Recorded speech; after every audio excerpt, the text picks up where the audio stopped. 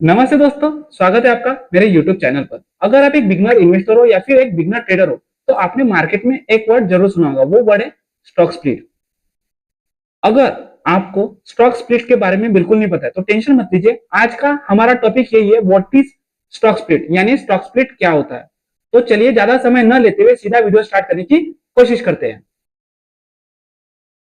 तो सबसे पहले सिंपल लैंग्वेज में समझने की कोशिश करते हैं कि स्टॉक स्प्लिट क्या होता है। देखिए, जब आप किसी भी कंपनी के शेयर्स बाय करते हो, तो आप उस कंपनी के शेयर होल्डर कहलाते हो। जब कोई कंपनी कॉर्पोरेट एक्शन यानी स्टॉक स्प्लिट अनाउंस करती है, तो इसका मतलब यह होता है कि वो कंपनी एक शेयर्स को मल्टीपल हिस्सों में डिवाइड करना चाहती है। यानी अगर आप उस कंपनी के एक शेयर खरीदते हो, तो वो कंपनी एक शेयर को तोड़कर मल्टीपल शेयर्स बनाना चाहती है। एग्जाम्पल के तौर पर मान लीजिए कोई कंपनी है, उसने कॉर्पोरेट एक्शन अनाउंस किया और आपके पास उस कंपनी के एक शेयर है और उस कंपनी की प्राइस चल रही 100 रुपए। अब कंपनी अनाउंस करती है 1:2 स्टॉक स्प्लिट।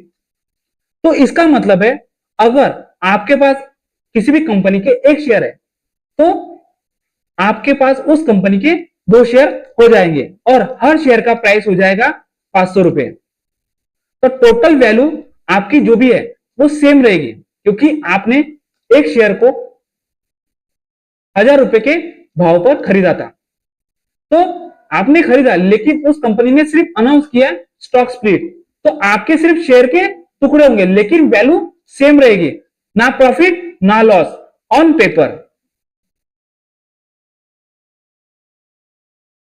अब हम एक एग्जांपल लेकर समझने की कोशिश करते हैं। मान लीजिए एचडीएफसी बैंक ने stock split corporate action announce किया और वो एक रिकॉर्ड डेट रखते हैं कंपनी। उस रिकॉर्ड डेट के दिन वो एचडीएफसी बैंक स्प्लिट हो जाएगा, यानी एक शेयर के टुकड़े हो जाएंगे। मान लीजिए एचडीएफसी बैंक ने कॉर्पोरेट एक्शन अनाउंस किया 1:2 या फिर 1:3, तो आपके एक शेयर दो हो जाएंगे या फिर एक शेयर तीन हो जाएंगे। लेकिन आपको यह समझना है कि रिकॉर्ड डेट के दिन ये कॉर्पोरेट एक्शन लागू होता है। और आपको एक गोल्डन रूल बताता हूं। देखिए, जब कोई company stock split corporate action announce करती है, तो उसमें सिर्फ क्वांटिटी बदलती है, लेकिन जो भी आपकी इन्वेस्टमेंट अमाउंट है वो कभी नहीं बदलती, वो वैल्यू सेम रहती है। अब हम स्टॉक स्प्लिट की हिस्ट्री को समझने की कोशिश करेंगे, वो भी शॉर्ट में बट पावरफुल होगा। देखिए, ये जो स्टॉक स्प्लिट का कंसेप्ट है ना, जो भी कोर कंसेप्ट है ना, पहले यूएसए में आया था और वही फेमस हुआ। देखिए, अब हम हिस्ट्री हाईलाइट करने की कोशिश करते हैं। 90s में यूएस कंपनीज ने देखा कि जब किसी भी कंपनी का शेयर का प्राइस बहुत ज्यादा ऊपर चला जाता है, तो जो रिटेल इन्वेस्टर होते हैं ना, वो हेजिटेट करते हैं और उसी वजह से यूएस में कंपनी ने शेयर्स को स्प्लिट करना स्टार्ट किया, जिस वजह से उस कंपनी के शेयर्स में लिक्विडिटी बढ़ी और उस कंपनी के शेयर्स में ट्रेडिंग वॉल्यूम भी बढ़ा। और इंडिया में 90s के बाद स्टॉक एक्सचेंज बना और स्टॉक एक्सचेंज में बहुत सारी कंपनियां लिस्टेड हुई और उसी के बाद बहुत सारी कंपनी ने स्टॉक स्प्लिट का कॉमन यूज किया। देखिए, स्पेशली निफ्टी एफएमसीजी सेक्टर की जितनी भी कंपनियां या फिर निफ्टी आईटी इंडेक्स की जितनी भी कंपनियां, उन लोगों ने सबसे ज्यादा इसका यूज किया। देखिए, स्टॉक स्प्लिट का मेन ऑब्जेक्टिव था कि शेयर को अफोर्डेबल बनाना, यानी जो रिटेल इन्वेस्टर है उन कंपनी के शेयर्स को खरीद सके। लेकिन कई लोगों का मानना होता है कि स्टॉक स्प्लिट का होने की वजह से कंपनी का बिजनेस बदलता है, लेकिन आपको मैं क्लियर कर दूं कि स्टॉक स्प्लिट होने की वजह से उस कंपनी का बिजनेस बिल्कुल नहीं बदलता है। मैं आपको कुछ और एग्जांपल लेकर और रियल लाइफ एग्जांपल लेकर समझाने की कोशिश करता हूं कि स्टॉक स्प्लिट क्या होता है। हम फर्स्ट एग्जांपल लेंगे चाय वाले के ऊपर से। देखिए, चाय वाला लॉजिक से समझने की कोशिश करेंगे। सोचो, एक चाय है और उस चाय की वैल्यू चल रही है 100 रुपए और लोग बोल रहे हैं कि वो चाय बहुत महंगी है। अब चाय वाला यानी शॉपकीपर बोलता है कि मैं इस कप को 2 कप में बांट देता हूं और हर कप का प्राइस होगा 50 रुपए। तो क्या इससे चाय बेटर हो गई? नहीं। क्या क्वांटिटी सेम है? हाँ, बस प्राइस चेंज हुई है, यानी प्राइस हाफ हो गई। तो साइकोलॉजिकल कंफर्ट ज्यादा है। यही स्टॉक स्प्लिट में होता है, ये वाला कंसेप्ट। अब हम सेकेंड एग्जांपल लेते हैं, वो भी पिज्जा वाला, और पिज्जा के लॉजिक से समझने की कोशिश करते हैं कि स्टॉक स्प्लिट क्या होता है। देखिए, एक पिज्जा है जो 4 स्लाइसेस वाला है और उसकी वैल्यू है 400। शॉप वाला बोलता है कि अब एक पिज्जा का 8 स्लाइसेस कर देता हूं, तो एक स्लाइसेस की प्राइस होगी 50 रुपए। तो यहां मुझे बताइए, आपका पेट भरा? सेम, बस पीसेस ज्यादा हुए, वैल्यू सेम रहेगी। तो यही कोर कंसेप्ट स्टॉक मार्केट या फिर हर कंपनी के स्टॉक स्प्लिट पर होता है।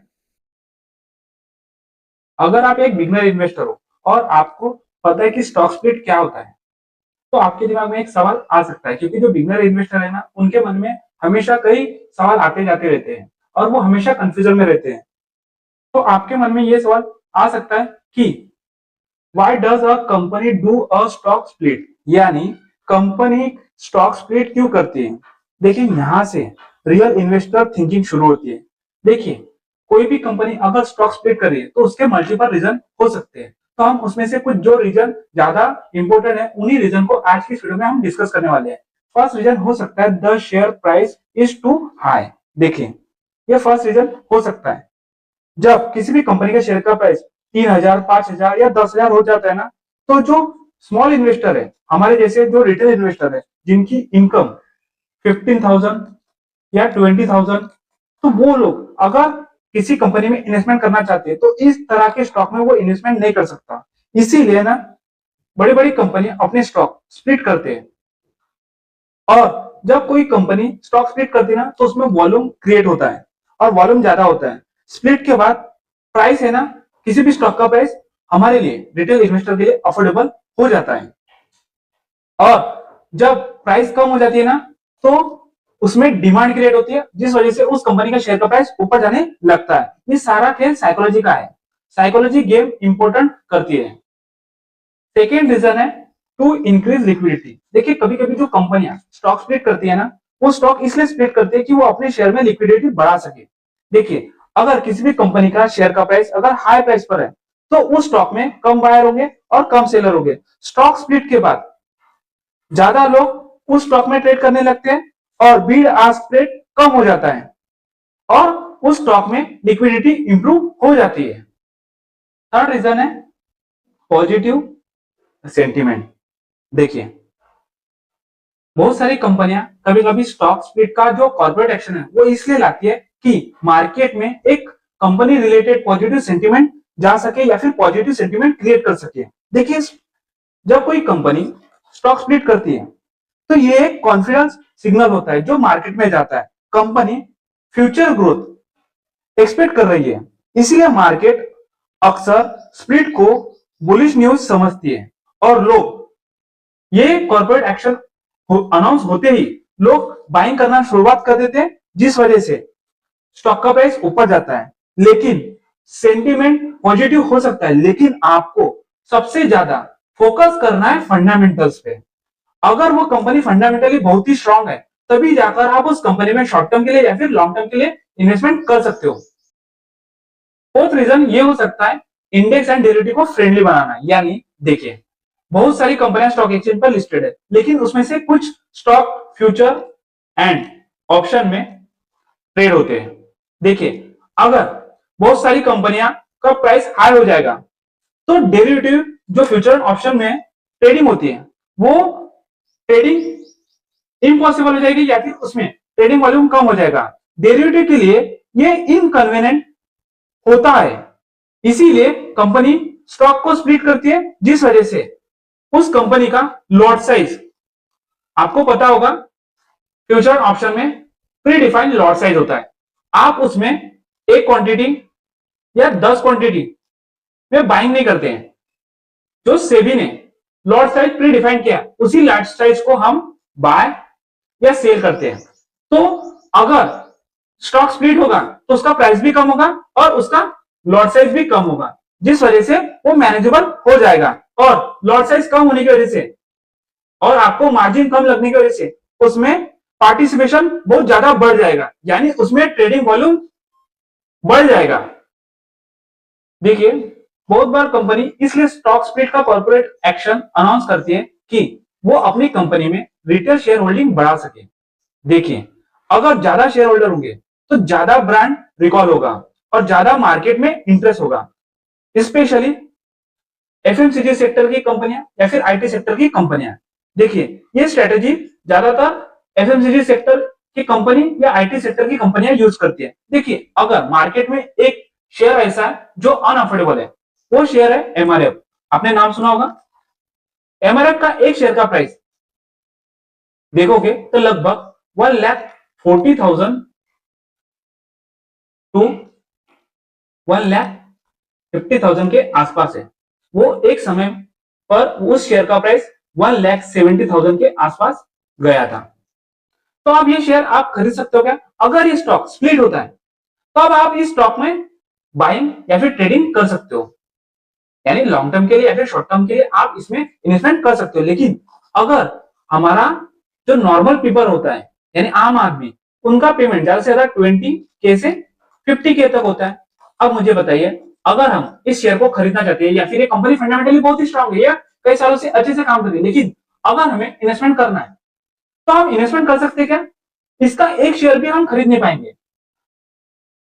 इसीलिए कई बार कंपनियां स्टॉक स्प्लिट इसलिए करती है कि रिटेल का पार्टिसिपेशन उस कंपनी में बढ़े। देखिए, बहुत सारी कंपनियां स्टॉक स्प्लिट का कॉर्पोरेट एक्शन अनाउंस करती है। जो बिगनर इन्वेस्टर है ना, इस तरह के स्टॉक स्प्लिट में अपनी बाइंग की पोजीशन बनाते हैं और जब स्टॉक स्प्लिट की एक एक्स डेट होती है, उस दिन वो स्टॉक स्प्लिट होता है और वो स्टॉक नीचे गिरता है। तो जो बिगनर है ना, वो पैनिक हो जाते हैं और उनके मन में एक सवाल आता है, why does the share price fall after stock split? यानी स्टॉक स्प्लिट के बाद शेयर का प्राइस क्यों गिरता है?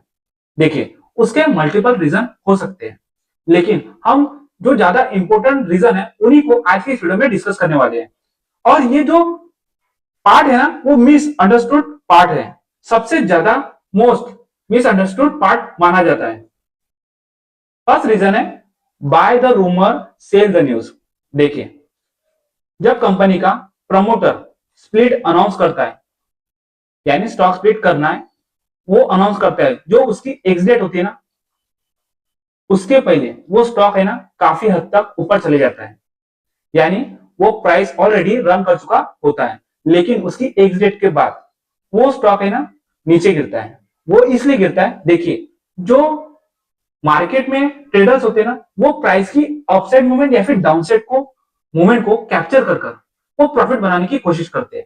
अगर कोई कंपनी स्टॉक स्प्लिट अनाउंस कर रही है तो मार्केट में पॉजिटिव सेंटीमेंट जाता है। तो पॉजिटिव सेंटीमेंट जाने की वजह से देखिए, अगर वो स्टॉक 100 रुपए का है, ओके, तो ये ट्रेडर बाय करेंगे और उस स्टॉक की प्राइस की मूवमेंट को ऊपर तक लेकर जाएंगे। मान लीजिए वो स्टॉक का प्राइस 110 रुपए का है या फिर 120, ओके। अब उन्हें पर शेयर 20 रुपए प्रॉफिट हो रहा है। अब वो प्रॉफिट घर लेकर जाने की कोशिश करेंगे, यानी प्रॉफिट बुक करेंगे। तो 100 रुपए पर उसने बाय किया और 120 पर सेल किया, यानी उसने 20 रुपए प्रॉफिट बुक किया। और जब बड़े इन्वेस्टर या फिर छोटे इन्वेस्टर दोनों मिलाकर प्रॉफिट बुकिंग करते हैं, तब मार्केट में या फिर स्टॉक में सेलिंग आती है। तो स्प्लिट के बाद है ना, बहुत सारे स्टॉक नीचे गिरने लगते हैं, क्योंकि इसका शॉर्ट टर्म में रिजल्ट यही होता है कि प्राइस फॉल होगा। जब कोई कंपनी स्टॉक स्प्लिट अनाउंस करती है और वो कंपनी के फंडामेंटल बहुत ही वीक है और वो कंपनी प्रॉफिट बना रही है, लेकिन उन कंपनी का प्रॉफिट बहुत ही स्लो है, या फिर हम कह सकते हैं कि ना के बराबर है या फिर लो है, और उस कंपनी का जो बिजनेस एक्सपांड करने के बजाय उस कंपनी का जो बिजनेस है ना, वो प्रेशर में है। और सिर्फ इसका मतलब ये हो सकता है कि जो कंपनी का प्रमोटर है या फिर मैनेजमेंट है, वो सिर्फ स्प्लिट का सहारा ले रहे हैं। मार्केट स्प्लिट के बाद रियलिटी दिखा देती है, उस वजह से वो कंपनी का शेयर का प्राइस नीचे गिर सकता है। थर्ड रीजन है रिटेल ओवर एक्सपेक्टेशन। जब कोई कंपनी स्टॉक स्प्लिट अनाउंस करती है तो मार्केट में पॉजिटिव सेंटीमेंट जाता है, लेकिन जो बिगनर इन्वेस्टर है ना, वो फंडामेंटल एनालिसिस बिल्कुल नहीं करते। वो सिर्फ ये सोचते हैं कि स्टॉक स्प्लिट होने की वजह से उस स्टॉक का प्राइस आधा हो गया, यानी डिवाइड हो गया है। और अब उन्हें लगता है कि जिस तरह से प्रीवियस हिस्ट्री में उस स्टॉक ने रैली दी थी, अगर हम उस स्टॉक को आधे प्राइस पर खरीदेंगे तो वो स्टॉक का प्राइस कुछ ही दिनों में डबल हो जाएगा। यानी ये रिटेल इन्वेस्टर है ना, वो ओवर एक्सपेक्टेशन रखते हैं उस स्टॉक के रिलेटेड, जिस वजह से स्टॉक में है ना एक शॉर्ट टर्म के लिए सेलिंग प्रेशर आता है, या फिर वो स्टॉक हमें डिसअपॉइंट करता है। तो आपको समझना चाहिए कि स्टॉक स्प्लिट किस वजह से हो रहा है, वो फंडामेंटली स्ट्रांग है या फिर वीक है। फोर्थ रीजन है नो चेंज इन वैल्यूएशन। जब कोई कंपनी स्टॉक स्प्लिट अनाउंस करती है तो उसके बाद आपको चेक करना है कि उस कंपनी के शेयर का stock price to earning ratio क्या है। अगर वो सेम चल रहा है और उस कंपनी का मार्केट कैप भी सेम चल रहा है और उस कंपनी का प्रॉफिट भी सेम है, तो शॉर्ट टर्म के लिए उस कंपनी का शेयर का प्राइस नीचे गिर सकता है। तो आपको यह समझना होगा लॉन्ग टर्म में अगर उस कंपनी का प्राइस बढ़ना है या फिर ऊपर जाना चाहिए तो वो सिर्फ अर्निंग से ही बढ़ेगा, क्योंकि कंपनी को कंटिन्यूसली प्रॉफिट जनरेट करना पड़ेगा और कंटिन्यूसली सेल्स ग्रोथ बढ़ाना होगा। और पिछले क्वार्टर के कंपैरिजन में नेक्स्ट क्वार्टर में कंपनी को अच्छा परफॉर्म करना पड़ेगा, जिस वजह से उस कंपनी का शेयर का प्राइस अपसाइड मूवमेंट कर सकता है, क्योंकि उसमें डिमांड क्रिएट होगी और उस वजह से बायर उसमें आएंगे और बायर आने की वजह से उस कंपनी का शेयर का प्राइस ऊपर जाएगा। अगर आप किसी भी कंपनी के शेयर्स बाय करते हो तो आप उस कंपनी के शेयर होल्डर कहलाते हो, यानी आप उस कंपनी के एग्जिस्टिंग शेयर होल्डर हो। तो देखिए एनएससी पर बहुत सारी कंपनियां लिस्टेड है, उसमें से कोई भी कंपनी कॉर्पोरेट एक्शन ला सकती है, लेकिन जो कंपनी कॉर्पोरेट एक्शन लाती है ना तो सबसे ज्यादा फायदा है ना एग्जिस्टिंग शेयर होल्डर को होता है। तो देखिए अगर कोई कंपनी स्टॉक स्प्लिट का अनाउंसमेंट करती है, यानी ये कॉर्पोरेट एक्शन लाती है, तो वो एग्जिस्टिंग शेयर होल्डर का फायदेमंद हो सकता है। लेकिन उनके पास कई ऑप्शन होते हैं। फर्स्ट ऑप्शन ये हो सकता है कि if you are already a shareholder, यानी अगर आप उस कंपनी के पहले से ही शेयर होल्डर हो तो आपको है ना पैनिक बिल्कुल नहीं होना है। सबसे पहले उस कंपनी का बिजनेस का फंडामेंटल एनालिसिस करो, सबसे पहले उस कंपनी की बैलेंस शीट चेक करो, फिर उसके बाद इनकम स्टेटमेंट देखो, फिर उसके बाद कैश फ्लो स्टेटमेंट पढ़ो और अच्छे से पढ़ो। और आपको जैसे ही पता चलता है कि फंडामेंटल एनालिसिस करने के बाद कि वो फंडामेंटली बहुत ही स्ट्रांग है, तब आप उस कंपनी को लॉन्ग टर्म के लिए होल्ड कर सकते हो। देखिए ये जो कोई भी कंपनी स्टॉक स्प्लिट करती है ना, ये नेचुरल इवेंट है, तो आपको पैनिक बिल्कुल नहीं होना अगर वो फंडामेंटली बहुत ही स्ट्रांग है तो। सेकेंड ऑप्शन है new entry plan after split. देखिए जब कोई कंपनी स्प्लिट करती है, स्टॉक को स्प्लिट करती है, तो स्प्लिट के बाद नया एंट्री प्लान कर सकती है। स्प्लिट के बाद पूछो कि कंपनी में ग्रोथ विजिबल है, क्या कंपनी की अर्निंग इंप्रूव हो रही है, क्या इंडस्ट्री टेलवाइंड है, अगर हां तो ग्रेजुअल बाइंग पॉसिबल हो सकता है। थर्ड ऑप्शन है शेयर होल्डर के पास एंट्री फॉर स्प्लिट ओनली। देखिए अगर आप सिर्फ इसलिए बाय कर रहे हो कि प्राइस आपको आधे दाम में मिल रहा है या फिर वो स्टॉक सस्ता मिल रहा है या फिर आपको वो स्टॉक सस्ता लग रहा है, तो ये बिगनर मिस्टेक हो सकती है। अगर आप एक बिगनर इन्वेस्टर हो तो मार्केट में आपने स्टॉक स्प्लिट के बारे में सुना होगा और आपको यहां तक पता होगा कि स्टॉक स्प्लिट क्या होता है और कंपनियां स्टॉक स्प्लिट क्यों करती है या फिर स्टॉक स्प्लिट का अनाउंस क्यों करती है और स्टॉक स्प्लिट होने की वजह से उस कंपनी का शेयर का प्राइस क्यों करता है। अगर आप एक बिगनर इन्वेस्टर हो तो आपके मन में कई सवाल हो सकते हैं। हो सकता है ये जो सवाल मैं आपसे पूछना चाहता हूँ वो आपके मन में ये सवाल आया होगा कि जो भी कंपनी स्टॉक स्प्लिट करती है, क्या स्टॉक स्प्लिट हमेशा अच्छा होता है? अगर आप मुझसे पूछो ना तो उसका सिंपल आंसर है या फिर क्लियर आंसर है बिल्कुल नहीं। अगर आप एक बिगनर हो तो आपको पता होना चाहिए कि किस कंपनी का स्टॉक स्प्लिट कब अच्छा होता है या फिर कब उसका स्टॉक स्प्लिट बुरा हो सकता है। Stock split is good when, stock split अच्छा है जब कोई कंपनी स्टॉक स्प्लिट करती है तो सबसे पहले उस कंपनी का फंडामेंटल एनालिसिस करो। अगर वो कंपनी फंडामेंटली स्ट्रांग है, उस कंपनी का मार्केट कैप 20 के यानी 20,000 करोड़ से ज्यादा है, तो वो कंपनी लार्ज कैप है। और लार्ज कैप कंपनी अगर स्टॉक स्प्लिट करती है तो ये अच्छी बात है क्योंकि वो फंडामेंटली बहुत ही स्ट्रांग होती है और वो कंपनी का जो रेवेन्यू है या फिर उस कंपनी का जो प्रॉफिट है वो कंटिन्यूसली ग्रोथ होना चाहिए। दिखाई दे रहा है आपको स्क्रीन पर यहाँ?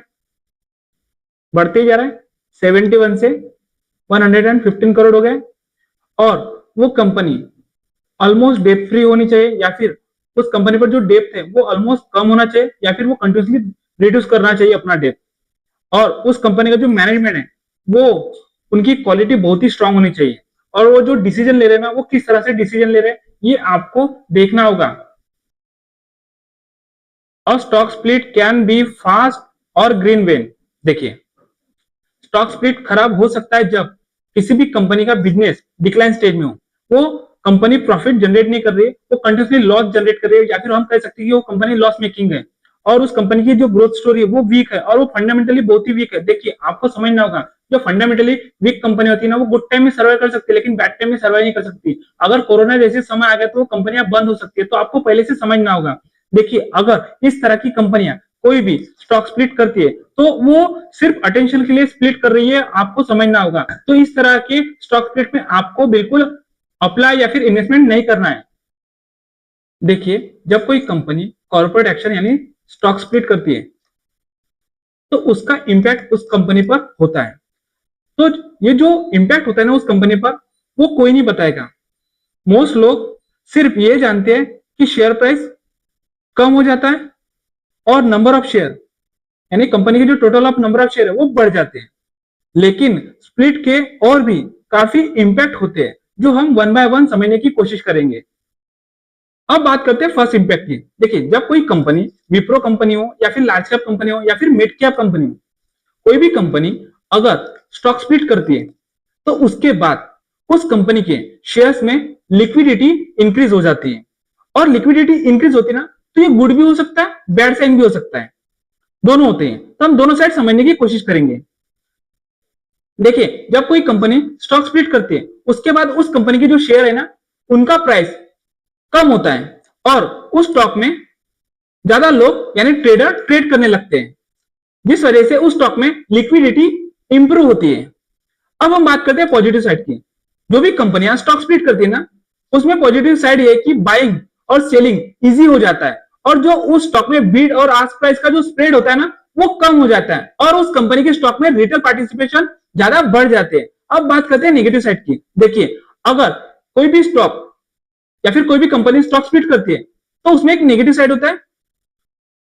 अगर स्टॉक स्प्लिट करेंगे तो उसमें ज्यादा ट्रेडर आएंगे और उस स्टॉक में ज्यादा वोलेटिलिटी होगी, यानी वो स्टॉक अपसाइड या डाउनसाइड कुछ मिनटों में हो सकता है, और इंट्राडे ऑपरेटर इंटर हो जाते हैं और उस स्टॉक में प्राइस मैनिपुलेशन इजी हो सकता है। High liquidity equal not safe investment. अब हम बात करते हैं सेकेंड इंपैक्ट की।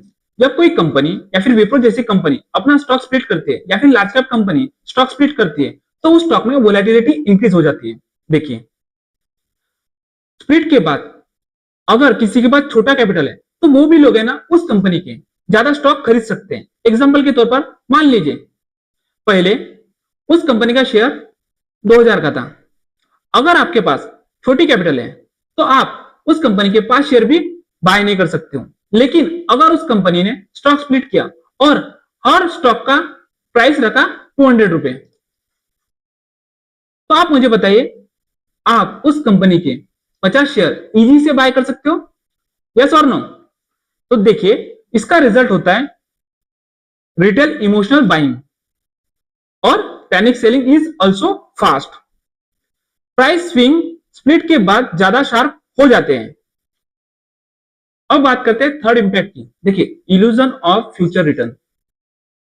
देखिए, जब कोई कंपनी विप्रो जैसी कंपनी या फिर लार्ज कैप कंपनी हो या फिर मिड कैप कंपनी हो या फिर स्मॉल कैप कंपनी हो, किसी भी ग्रुप की कंपनी हो, अगर वो कंपनी स्टॉक स्प्लिट अनाउंस करती है तो जो इन्वेस्टर है ना, बिगनर इन्वेस्टर या फिर रिटेल पार्टिसिपेशन, वो लोग क्या सोचते हैं कि अगर कंपनी स्टॉक स्प्लिट कर रही है तो उस स्टॉक का प्राइस हाफ हो जाएगा यानी आधा हो जाएगा, हम बाय करेंगे कम प्राइस पर, वो स्टॉक कुछ ही दिनों में या फिर कुछ ही महीनों बाद वो स्टॉक डबल हो जाएगा और हमारी इन्वेस्टमेंट अमाउंट डबल हो जाएगी और हमें अच्छा रिटर्न मिलेगा। लेकिन उन्हें फंडामेंटल एनालिसिस करना बिल्कुल नहीं आता है और स्टॉक स्प्लिट के इंपैक्ट उनको बिल्कुल नहीं पता होते हैं। देखिए, रियलिटी में क्या होता है, मार्केट कैप सेम, जो भी कंपनी स्टॉक स्प्लिट करती है उसका जो मार्केट कैप पहले था ना वो उतना ही रहता है, और उस कंपनी का जो अर्निंग है यानी कंटिन्यूसली प्रॉफिट जनरेट करे वो भी सेम रहता है, और उस कंपनी का जो बिजनेस मॉडल है वो भी सेम रहता है।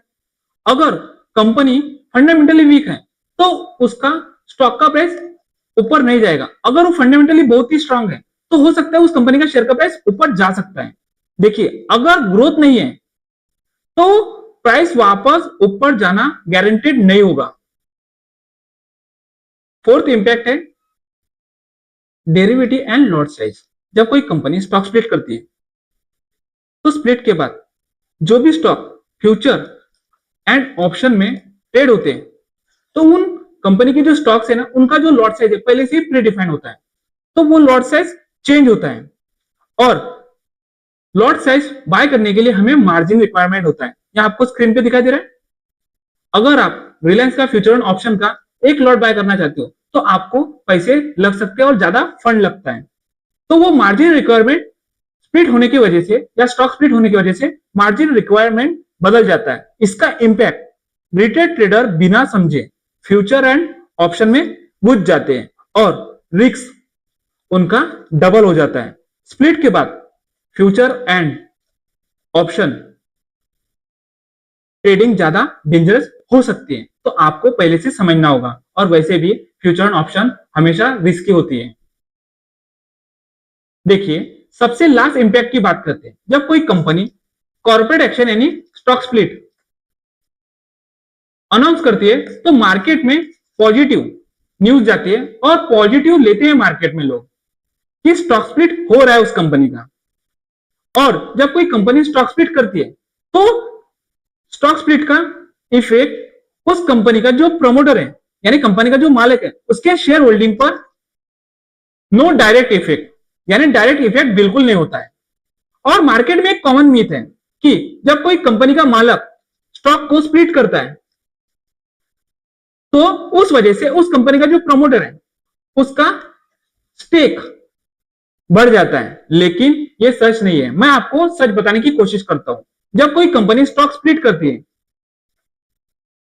तो प्रमोटर का स्टेक सेम रहता है, सिर्फ उस कंपनी के टोटल नंबर ऑफ शेयर्स बढ़ते हैं।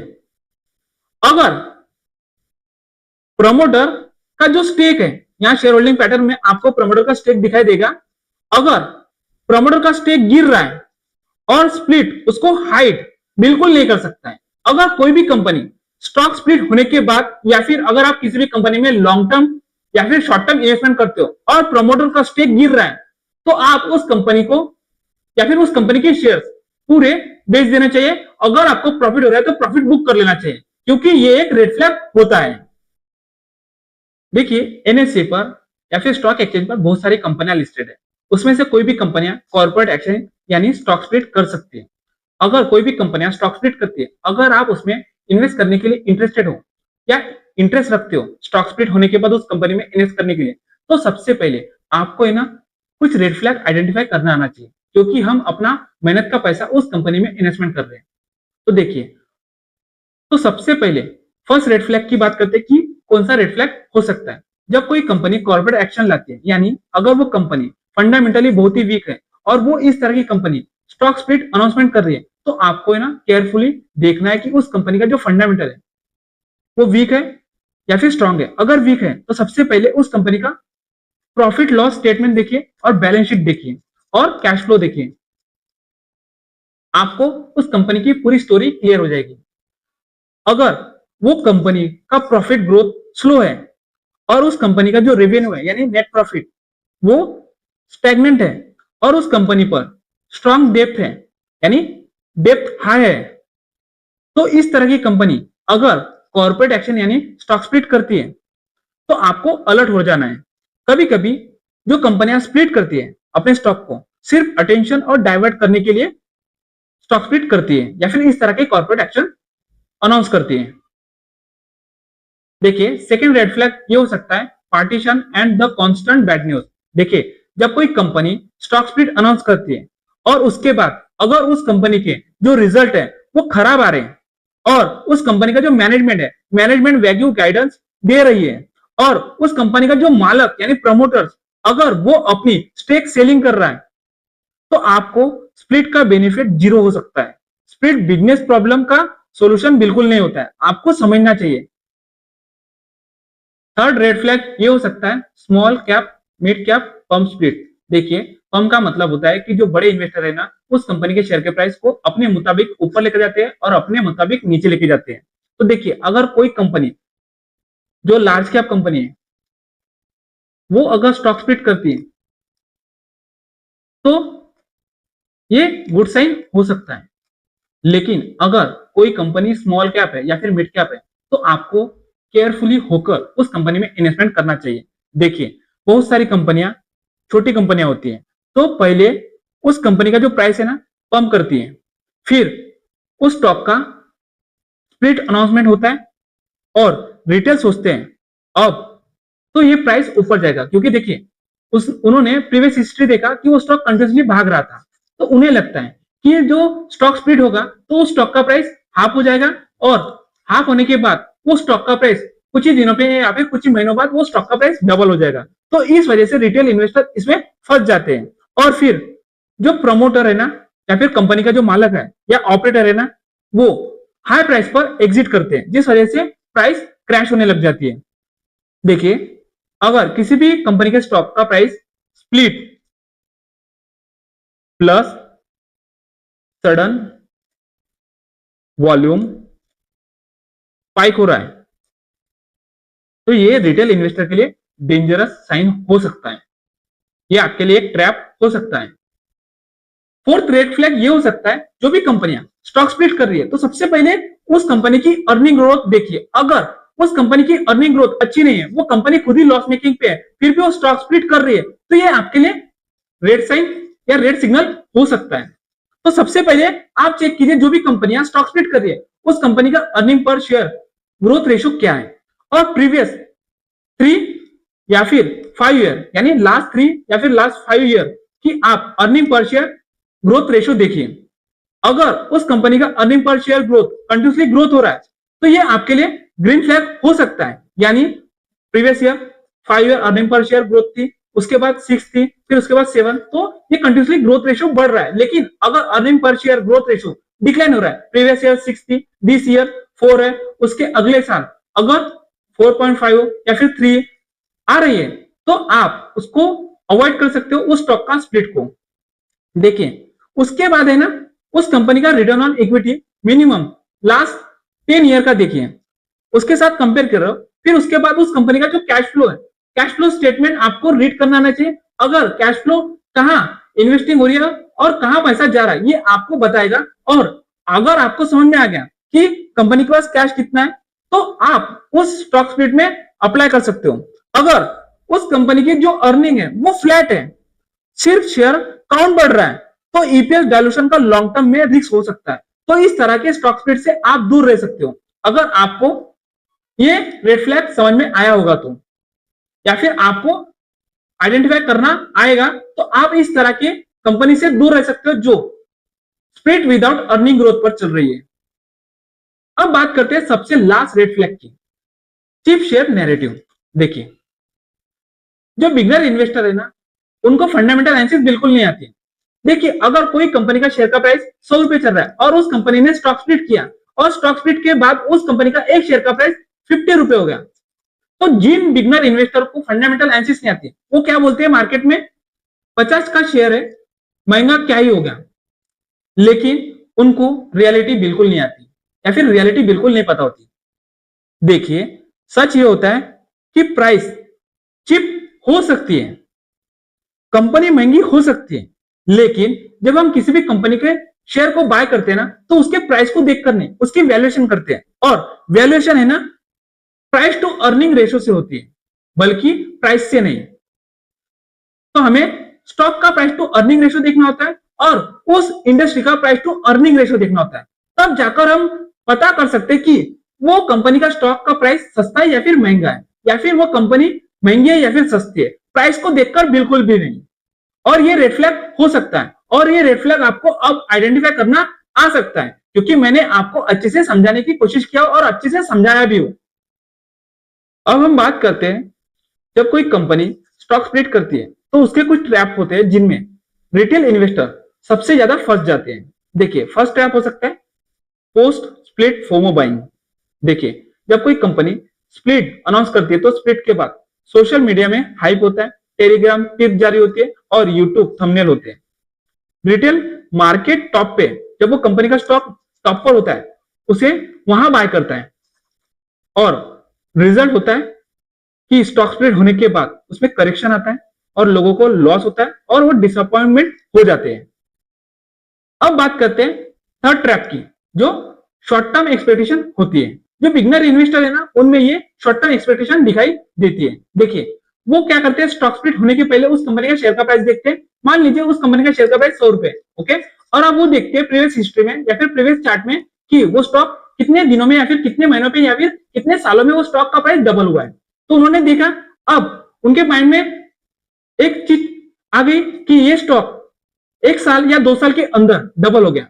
अब जब कंपनी स्टॉक स्प्लिट करेगी तो इसके बाद वो स्टॉक का प्राइस 50 रुपए हो जाएगा, यानी एक शेयर का प्राइस 50 रुपए। अब वो एक्सपेक्टेशन लेकर जब वो कंपनी स्टॉक स्प्लिट करती है तो वो एक्सपेक्टेशन लेकर उस स्टॉक को बाय करते हैं और उन्हें लगता है कि वो स्टॉक 1 साल या फिर 2 साल में डबल हो जाएगा।